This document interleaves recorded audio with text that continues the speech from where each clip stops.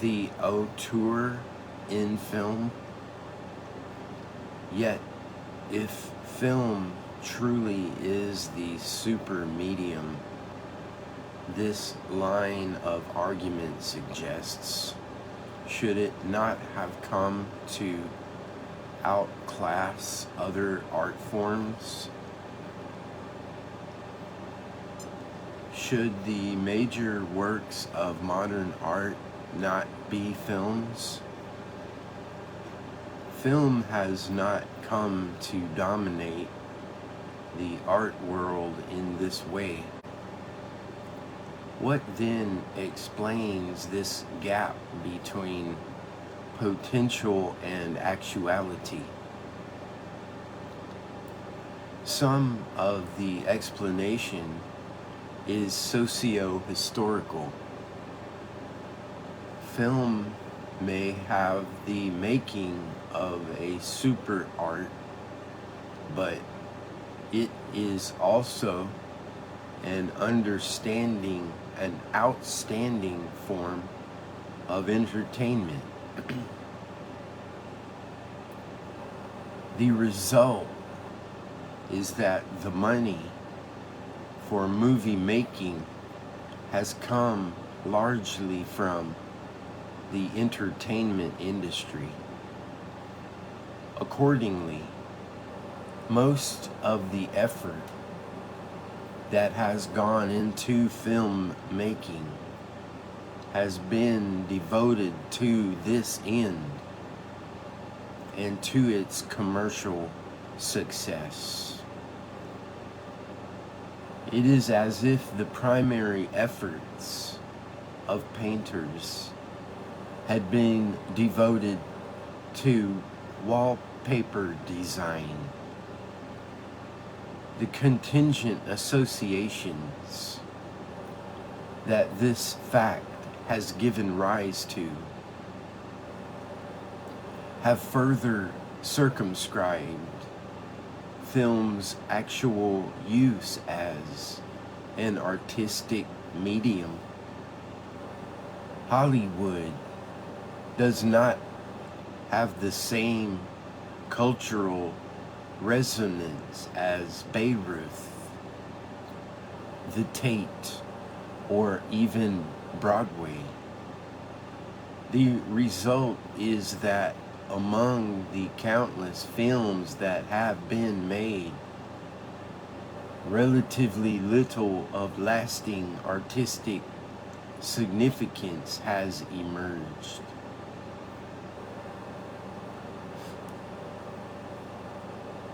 Commercial potential and cultural context have been important in the reception of film.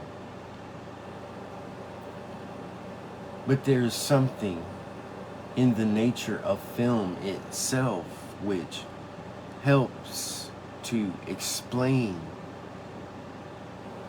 its relatively modest contribution to art. The move to a super medium is not all gain. There can also be loss. Where music accompanies film, for instance, it is possible for one to vie with the other for our attention, with the result that the impact of each, far from being heightened, is diminished. It is sometimes the case that the score for a film, or part of it, becomes a recognized piece of music in its own right, something that is worth listening to and better listened to on its own. Some of Shostakovich music is a good example.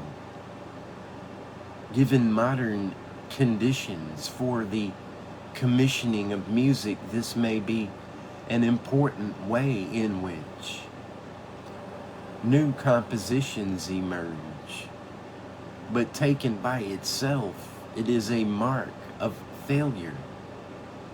The desirability of liberating the music from the film demonstrates the existence of fragmentation where there ought to have been organic unity.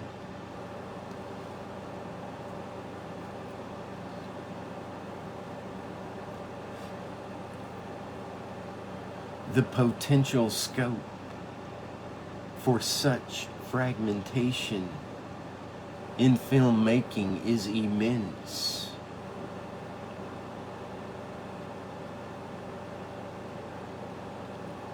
A film comprises the following elements: plot, dialogue, action, direction, screenplay, camera work, editing, score, and special effects.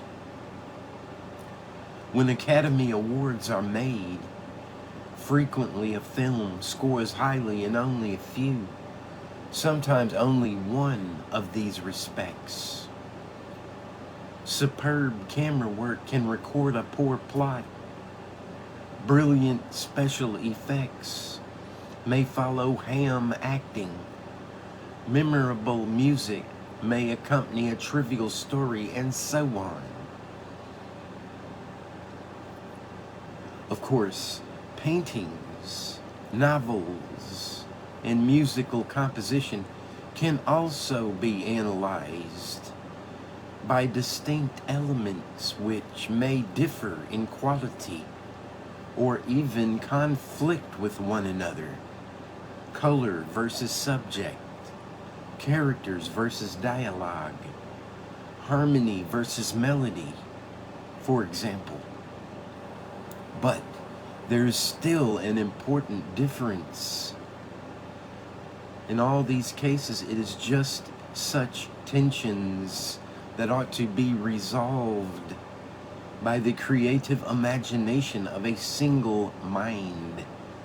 The painter, the author, the composer, whose greatness is measured in part by the degree of imaginative unity achieved. A film, on the other hand, has no single author, or so it can be argued.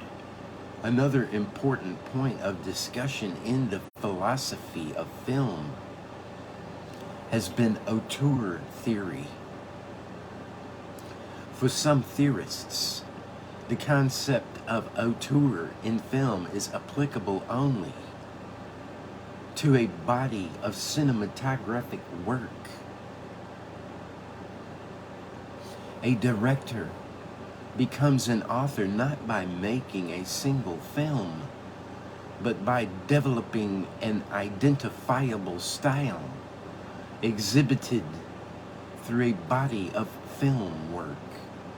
Hitchcock and Ford are authors by virtue of their distinctive visions. More everyday directors are not.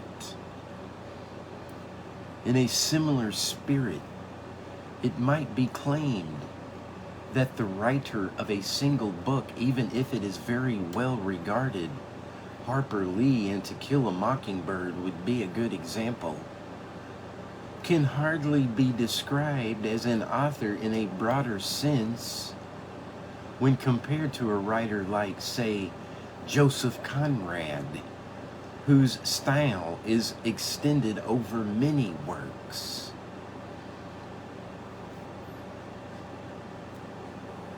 But even if we were to agree that this is so, there is a striking disanalogy between the two cases. While there is no doubt about the identity of the artist with respect to one book or many, there can be different accounts of who is to be regarded as the author of a film. the auteur in a narrower sense.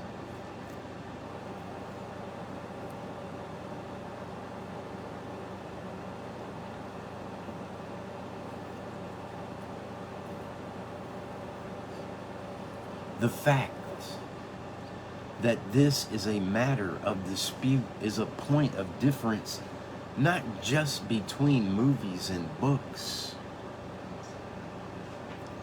but between film and most of the other arts. It is also a fact to which sufficient attention is not always paid.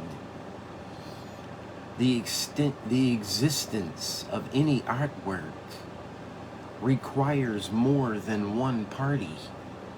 Books have to be read, music played and listened to, pictures looked at. The assigning of books to their authors, Tolstoy's War and Peace, pieces of music to their composers, Beethoven's Fifth, and pictures to painters, Picasso's Guernica, is unproblematic. In the case of films, this is not so. The most natural candidate for the role of auteur in the narrow sense is the director. Citizen Kane is regularly and repeatedly listed as one of the greatest films ever made and universally regarded as the work of Orson Welles. But though there are some instances such as this one where there is no practical uncertainty about authorship, this is not generally true. Perhaps in many, even most films, the director is the principal influence on the final form of the film. Even so, the role of the director is probably thought of as one of choosing rather than creating. Directors do not construct the plot, write the screenplay, work the cameras, build the sets, or compose the score. They do not always cast the parts, only occasionally appear in the film themselves, and usually oversee the final cut rather than directly editing it themselves. What this means is that the relation of the director to all these collaborators cannot be compared to that between the author of a play and those who perform it. This is demonstrated by the fact that whereas a good play can be performed badly, bad performance in a film makes it to that extent a poor film. Directors of films do not stand to the outcome of their efforts as playwrights do to theirs. It is not a necessary truth about film that it has no single mind at work to control it. One can imagine one person superhumanly performing all these roles. And it is true that in some of the best films, one person fills many roles. Perhaps it is not an accident that Citizen Kane is an outstanding film because Orson Welles not only directed, but took the lead role and wrote the screenplay. Yet, despite a few striking examples like this, it is an important fact about film as a medium that it has to combine the technical skill and artistic imagination of a great many people. Modern film is a multimedia art form that makes a single auteur practically impossible. Accordingly, its power to transcend the limits of any one medium, the purely visual, for example, and to work with dynamic and not merely static images, is offset by its liability to fragmentation. The greater the power, we might say, the harder it is to control. If the greatest works of art are those that direct the attention of the audience to and through an imagined experience, which in turn illuminates real experience, this is somewhat paradoxically less likely in film than in other arts, despite the powers at its disposal. Thus, Arnheim's purism and his anxiety about the introduction of elements other than the visual, though unwarranted on the basis of the reasons he gives, is not without some foundation. Interestingly, Eisenstein, several of whose films are among those most fitted to Arnheim's analysis, went to extraordinary lengths to retain control over every aspect of the finished result. He was famous for the large number of immensely detailed drawings, diagrams, and instructions he produced for the guidance of actors, cameramen, and set builders. And where he used music, he required it to be composed to a completely finished editing of the pictorial element. This analysis of the inherent weakness in film as an art appeals to the principle that the greater the power, the harder it is to control. The same principle does not work in reverse. It is not the case that the harder to control, the greater the power. While it is true that the multifaceted character of film makes it a more powerful medium potentially, while at the same time increasing the tendency to fragmentation, it is a mistake to think that such power is possible only through multimedia. In fact, there is a medium that can completely transcend the limits of the visual, the aural, the static, the tangible, and so on.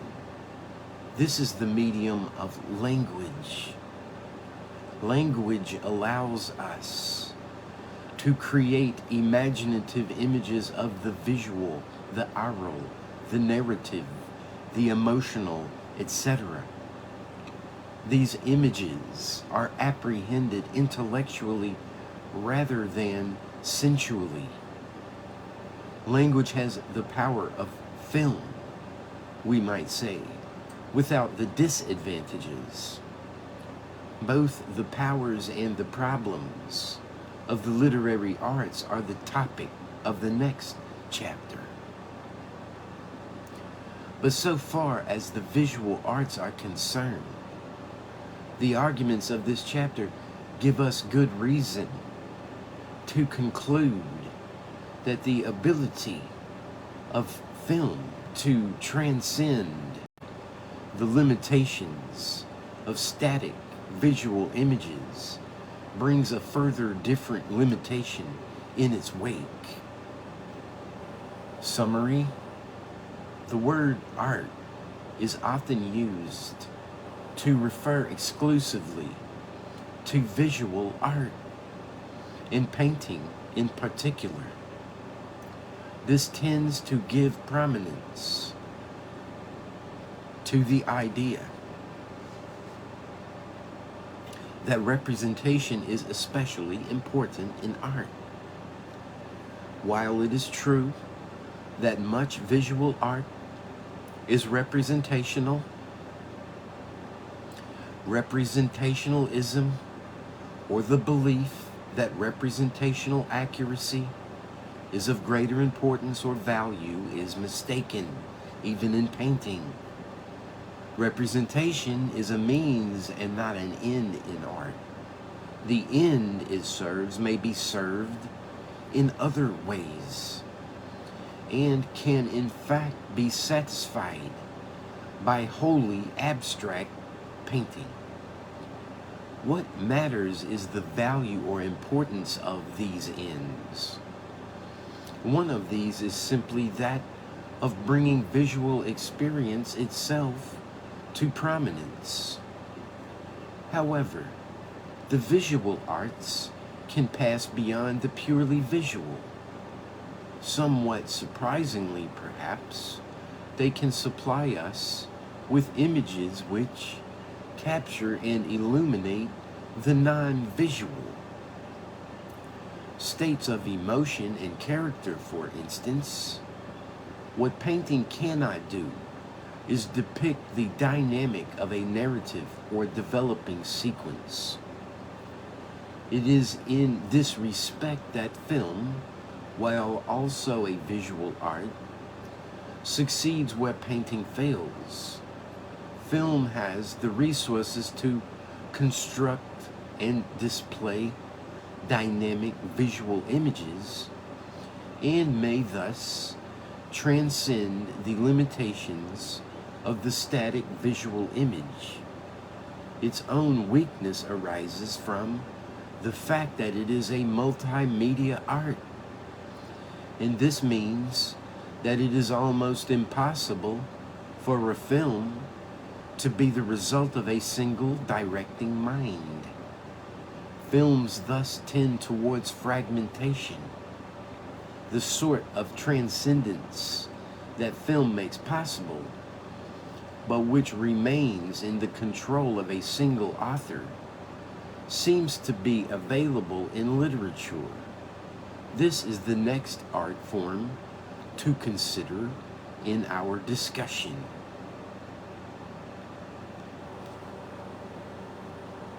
Chapter 7, The Literary Arts.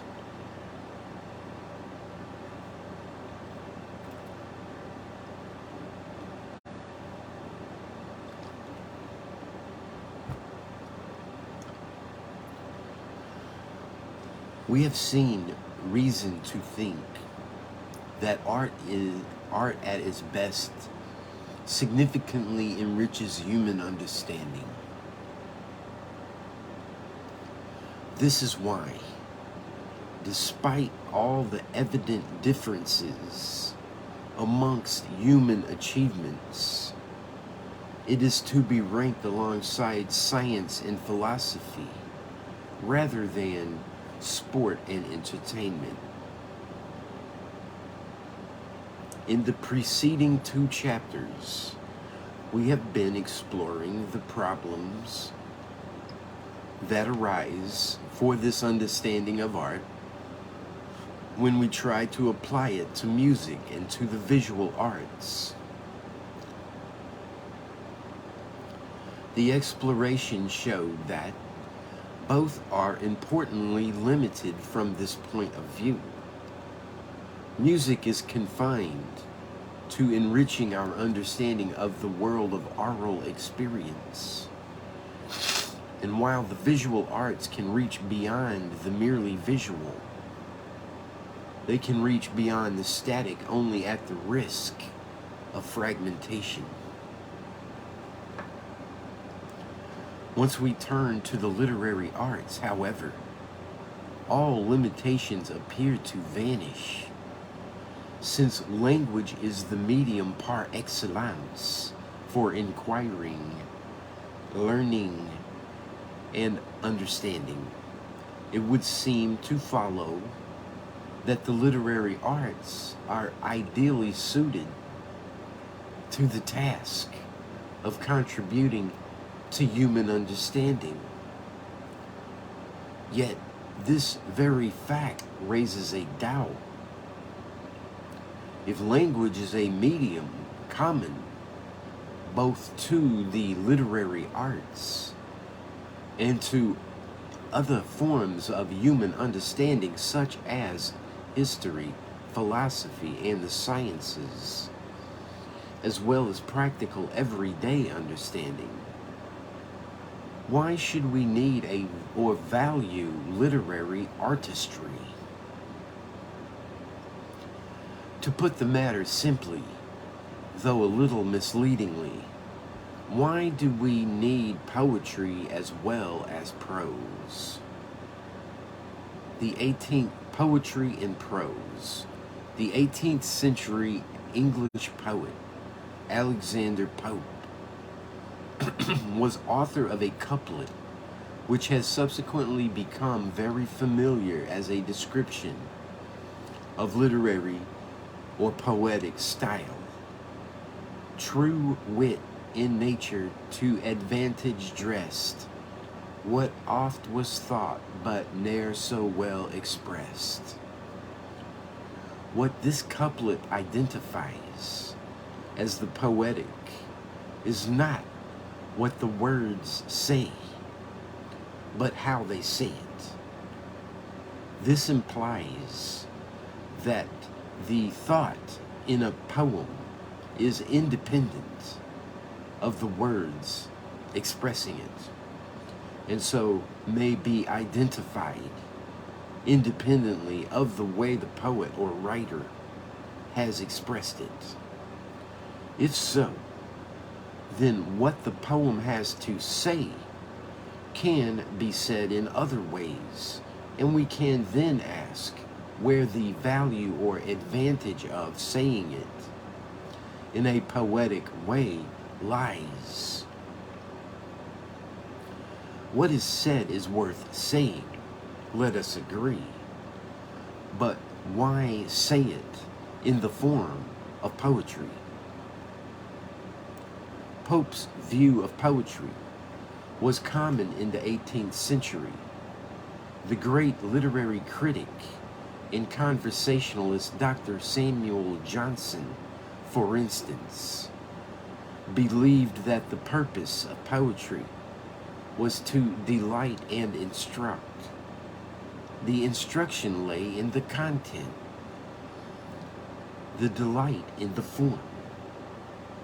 But he differed from Pope in that he further held that the delight we get from poetry is of limited significance and value. This is why, in matters of real import, poetry is to be abandoned. To employ poetic devices in the service of religion, for instance, so Johnson thought, is to set the serious around with frippery. Repentance, trembling in the presence of the judge, he says,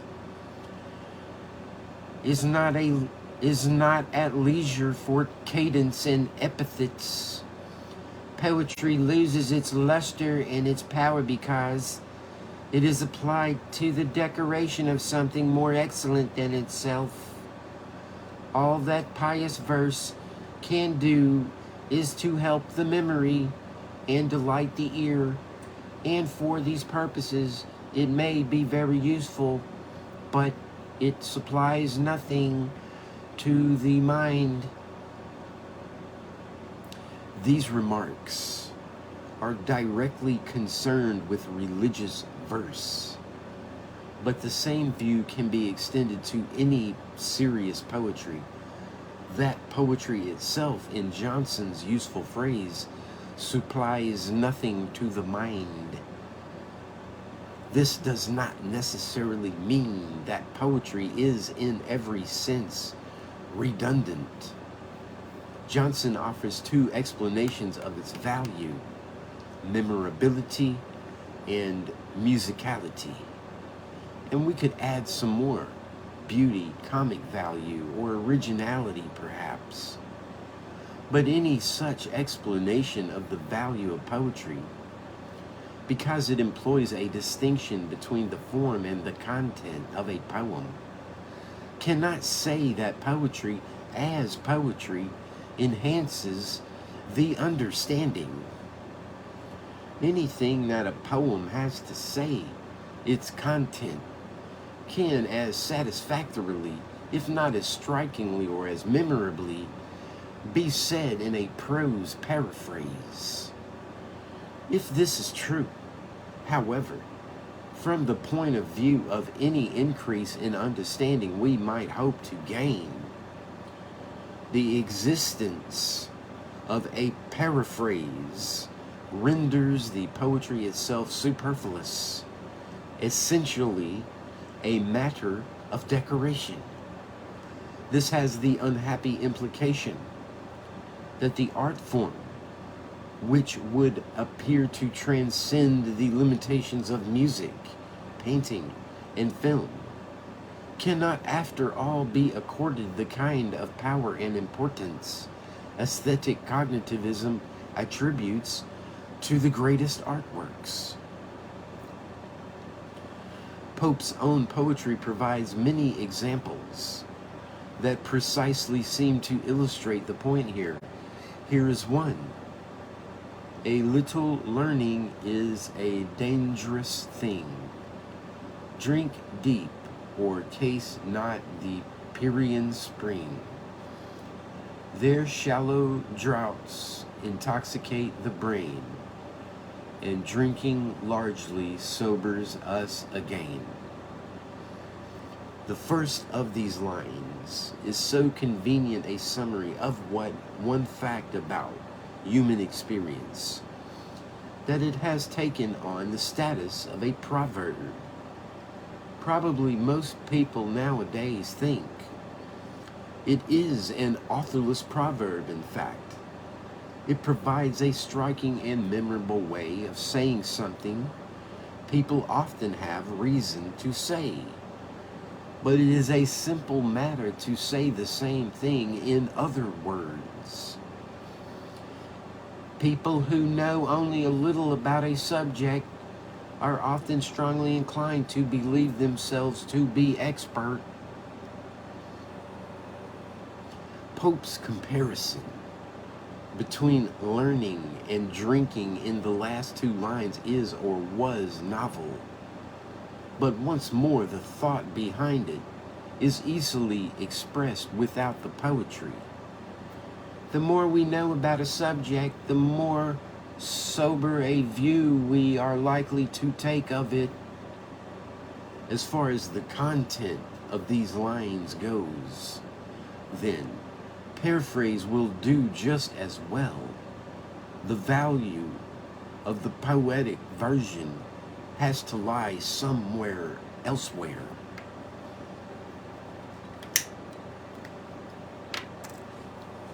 Pope's poetry is not unique. There are many instances in which the meaning of the poem and the manner of its expression can be independently identified. In these cases, the poem can be paraphrased without loss of significant content. And since there is no reason to think that these are not perfectly good poems, it follows that poetry cannot be said to require a unity of form and content. Consequently, the value of poetry as such cannot lie in the contribution it makes to our understanding.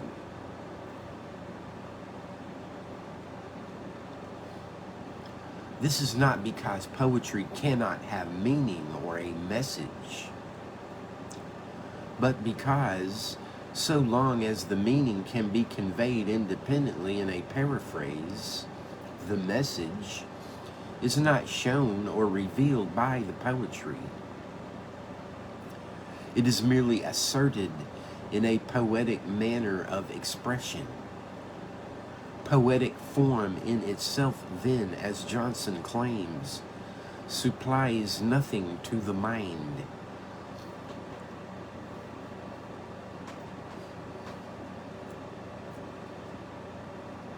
If this is true of all poetry, we have to say that the reason to write and read a poem must lie not in its intrinsic character, but in its contingent usefulness as an aid memoir, say, or because of the pleasure we derive from it. Such a view, however, has odd implications. It would mean, for example, that the importance of what the magnificent poetry in Shakespeare's plays has to teach and tell us is not intrinsic to it. Even if no one happens to have said the same things, or if Shakespeare said them first, what is insightful and profound in some of the greatest poetry in the English language could as well be stated in other ways.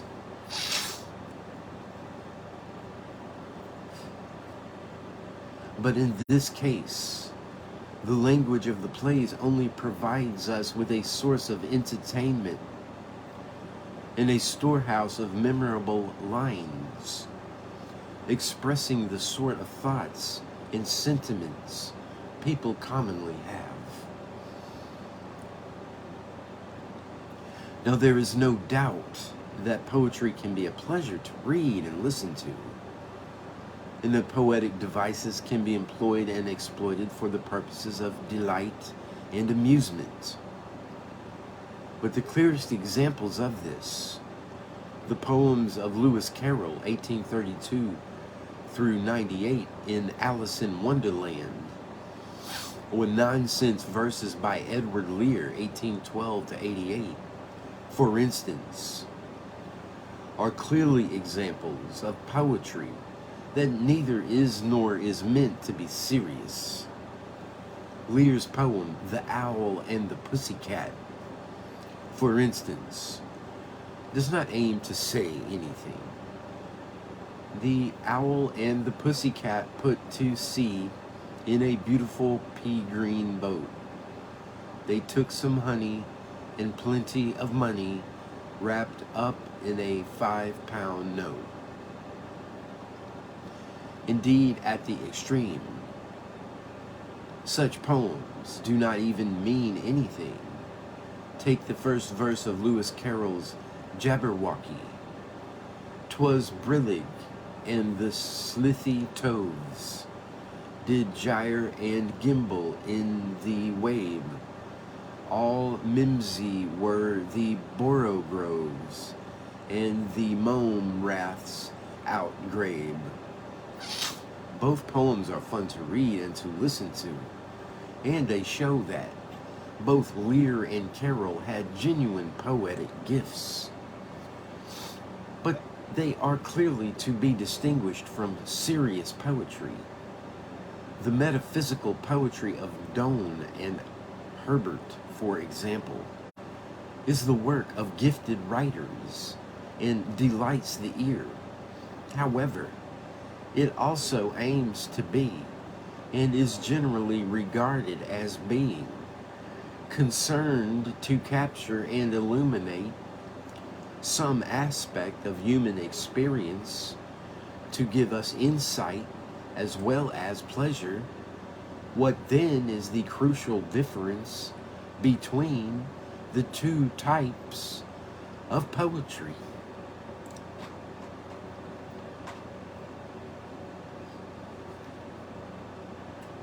The unity of form and content. Some writers have thought that the attempt to paraphrase a poem is always a mistake. Cleanth Brooks, in a chapter of The Well-Wrought Urn, entitled The Heresy of Paraphrase, writes as follows. "We can very properly use paraphrases as pointers and as shorthand references, provided that we know what we are doing. But it is highly important that we know what we are doing and that we see plainly that the paraphrase is not the real core of meaning which constitutes the essence of the poem. Contrary to the generality of Brooks' assertion, it seems that there are good poems in which the content and the form are easy to separate. But what he says is true of some poems, poems in which the interconnectedness of image and utterance is so marked that it is difficult to differentiate the two.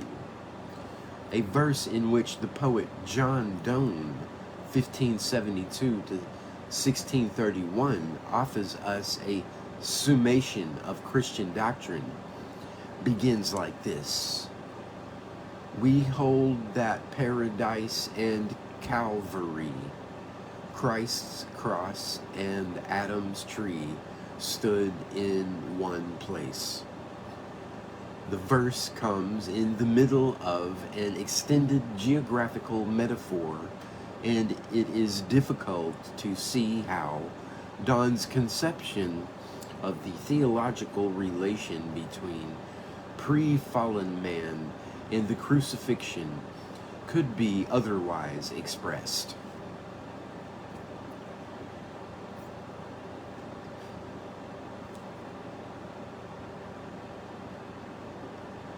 Any attempt at paraphrase which departed from the geographical idiom would lose not just the form but the essential idea at work in the poem.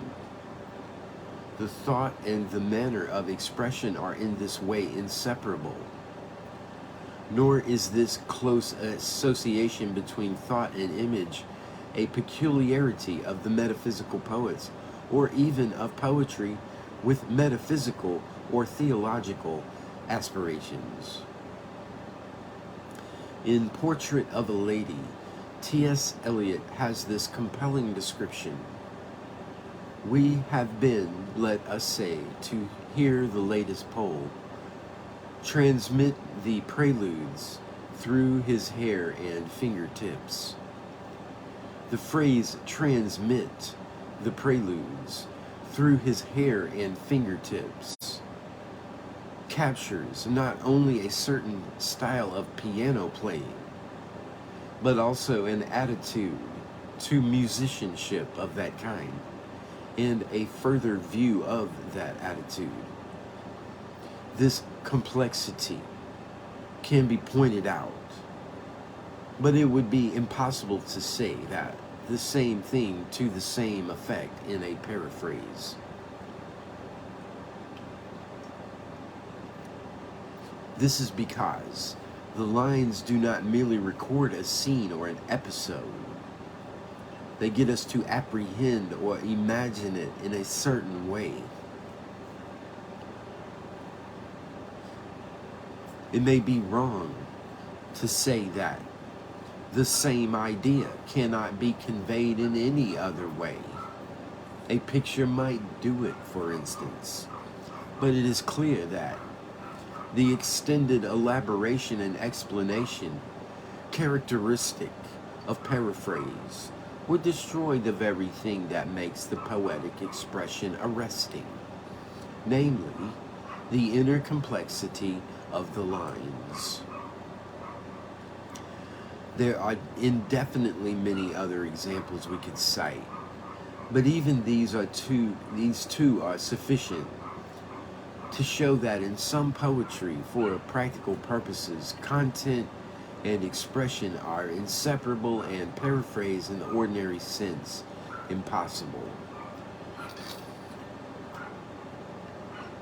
We can often, perhaps always, give a short summary of the general import of a poem.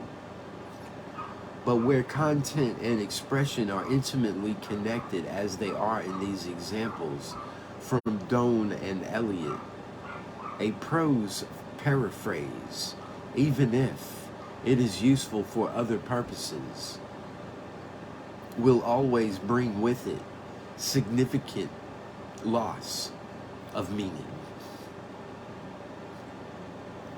All the examples we have considered so far are good poems by gifted poets. Yet there are obviously important differences between them. Lear and Carroll are examples of wordplay. Pope is more than wordplay, since the poetic form has serious content. But in Donne and Eliot, the content and the form are inextricable. Poetic form, then, is sometimes empty of content and sometimes largely decorative of the content it has. But it can plausibly be held that not all poetry is of equal value, and further that the degree to which poetry cannot be paraphrased is an indication of its worth. In other words, we might take inseparability of form and content in a poem as a mark of its value. To do so is to believe that the harder to paraphrase, the greater the poetry. What reasons are there for believing this? We saw at several points in previous chapters that to be cognitively significant, art must direct the mind and not merely supply it. Mere assertion or presentation is not enough. In music, we are not simply presented with a cacophony of noises, but with a way of hearing them.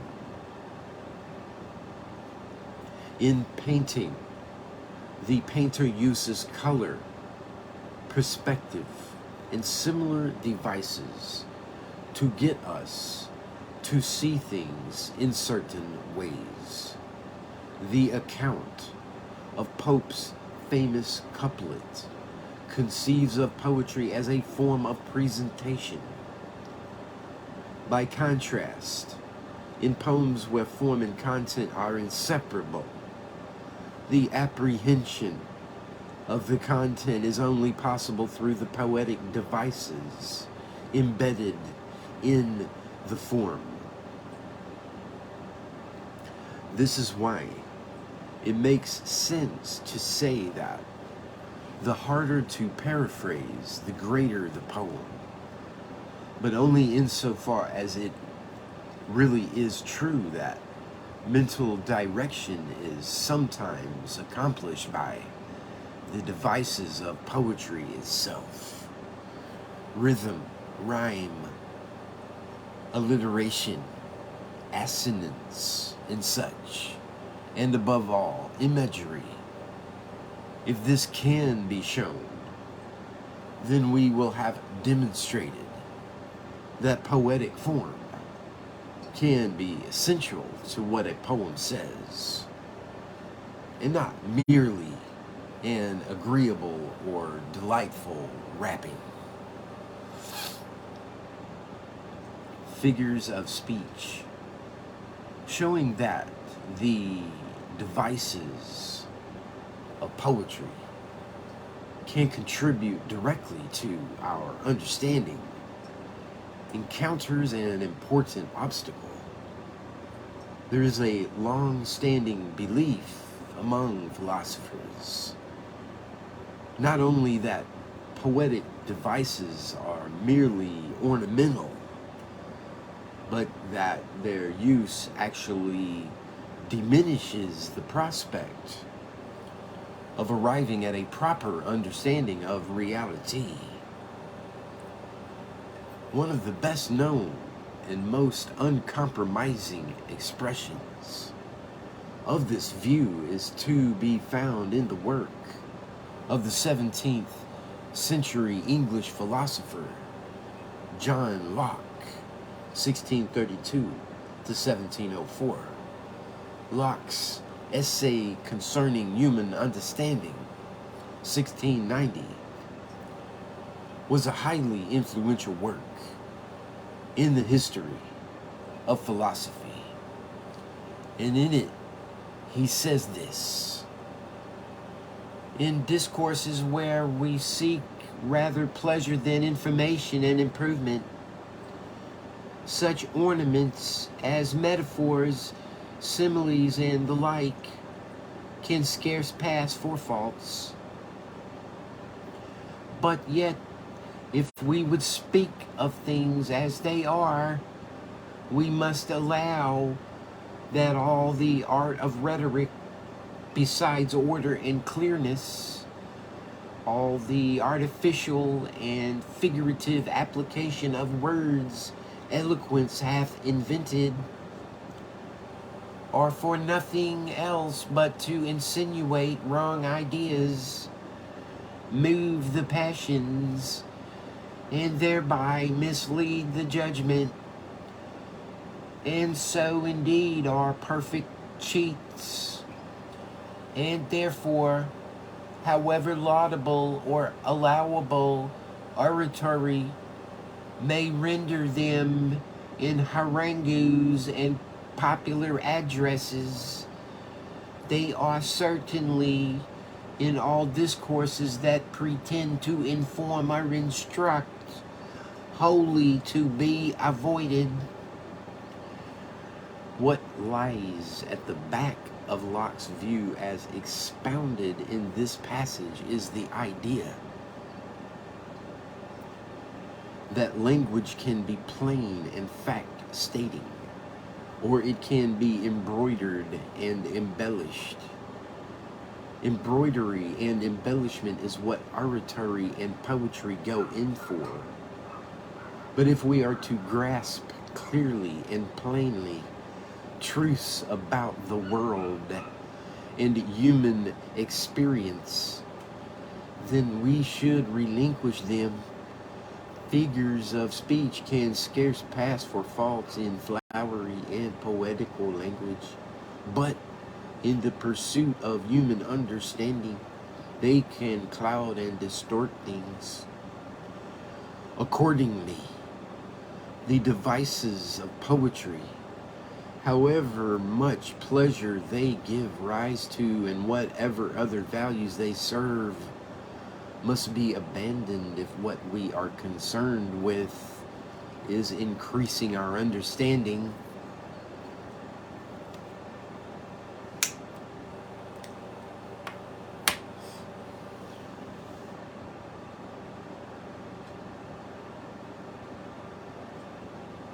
Locke's influence has been so great that this is a familiar view in the history of philosophy. Yet, it is relatively easy to show it is to be mistaken, because it is impossible for any use of language to be purged completely of any figurative element. There is no such thing as the plain speech that Locke imagines, which is to say, speech stripped of literary devices. Even a brief consideration of the most mundane uses of language shows this.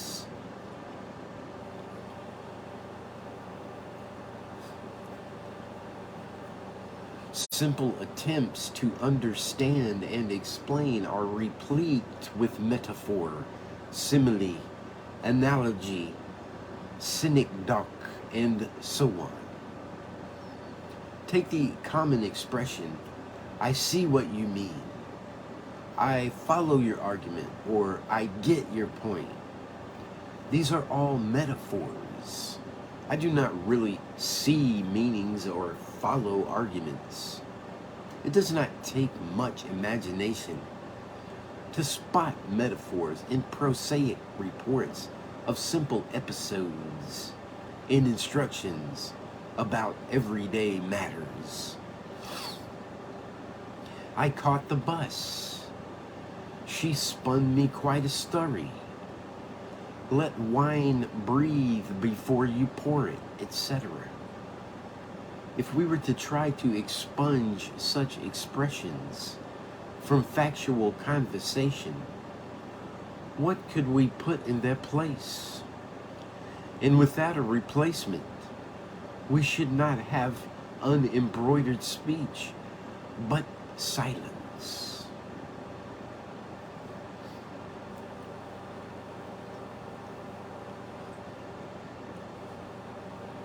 What is true for ordinary language is also true for more specialized uses.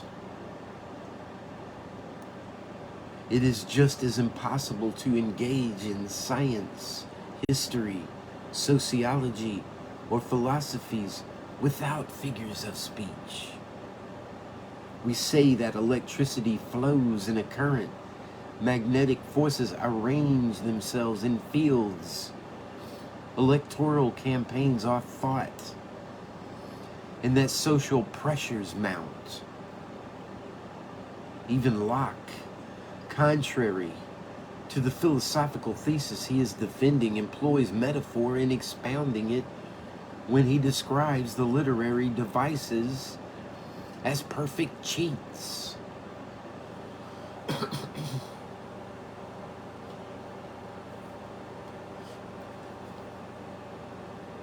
Every variety of natural, human, and social science makes use of every type of literary device.